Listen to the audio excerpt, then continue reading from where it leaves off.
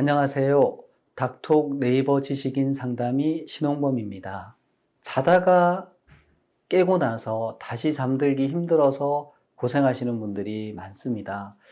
실제로 제가 환자분들이나 어디 강의를 가서 강의 마치고 나서 참석하신 분들한테 이 질문을 받아보면 자다가 깨서 다시 이제 잠이 오지 않을 때 어떻게 해야 되는지 이게 힘들다, 좀 난감하다, 이렇게 얘기하시는 분들이 많습니다.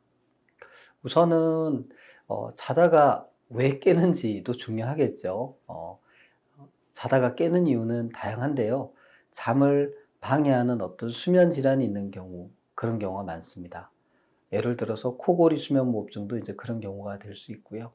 또 하나는 이제 불면증이 있으신 분들 중에 특히 정신적으로 예민하신 분들이 잠이 얕게 듭니다. 작은 자극에서도 쉽게 깨지요. 그리고 이제 다시 잠들기 힘들고 이렇게 되죠.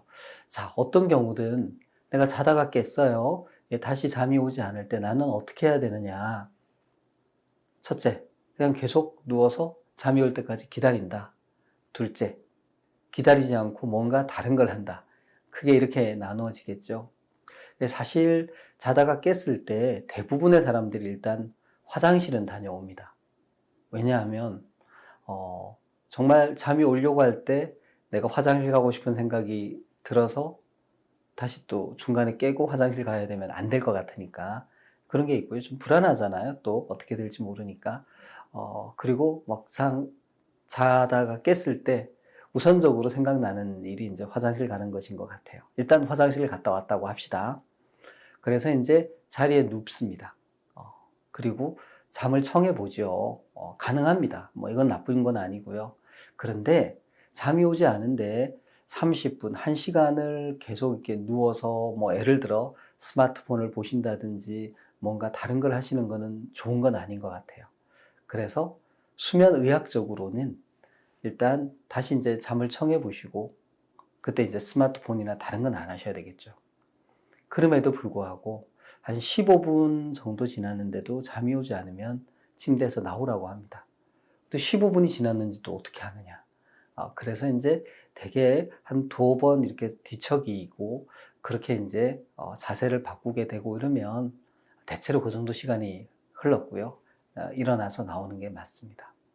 자, 그리고 아예 처음부터 나는 잠이 안 와. 그래서 깼어. 그러면 화장실을 다녀오시고 난 후라도 바로 침상으로 가지 않고 잠자리로 가지 않고 다른 거를 하실 수 있습니다. 자다가 잠을 청했는데 잠이 오지 않아서 다른 걸 하는 경우하고도 결국 같겠죠. 그때 대개는 이제 침실이 아닌 곳으로 이동을 해서 조용한 음악을 듣거나 뭐 라디오를 들을 수도 있고요. 책을 읽을 수도 있습니다. 그렇게 조금 몸을 많이 쓰지는 않고요. 몸을 많이 쓰면 우리 몸이 정신이 흥분해서 잠을 더 못 잡니다. 머리를 좀 피곤하게 할 수 있는 그런 활동들을 하시면서 잠이 오기를 기다려야 되고요. 이때 가능한 한 조명을 약하게 해서 밝은 빛에 노출되는 일이 없도록 하는 게 필요합니다. 이렇게 해서 잠이 올 때까지를 기다려보고 졸리면 다시 자리에 눕고 또 잠이 오지 않으면 나와서 이제 아까 하는 일을 하고 이렇게 하는 게 이제 자다가 깼을 때 우리가 어떻게 할 수 있느냐라는 거고요. 또 한편 아까 제가 처음에 말씀드렸듯이 왜 내가 자다가 깼을까? 그 이유가 뭘까에 대해서 한번 생각해 보시는 거는 필요합니다.